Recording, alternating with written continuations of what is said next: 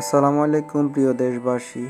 গত এক বছর বিভিন্ন চেষ্টা করেও আমরা এই বোনটির পরিবার খুঁজে পেতে সক্ষম হইনি। মানসিক অসুস্থ এই বোনটি দীর্ঘদিন নরসিংদী জেলার শহরে বিভিন্ন এলাকাতে ঘোরাফেরা করে। স্থানীয় যারা আছেন তারা বিভিন্ন সময় চেষ্টা করে ওকে সেভ রাখার জন্য। পাশাপাশি স্থানীয়দের দাবি মেয়েটির সম্ভবত নরসিংদীর বাহিরের কোথাও তার বাড়ি হইতে পারে, যার কারণে হচ্ছে দীর্ঘ সময় নানানভাবে পুলিশ প্রশাসন থেকে শুরু করে বিভিন্ন মাধ্যমে খোঁজ খবর নেওয়ার পরেও তার খবর পাওয়া যাচ্ছে না। দেখুন, একটি মেয়ে দীর্ঘদিন রাস্তায় বাইরে থাকার ফলে তার কি পরিবর্তন হয়।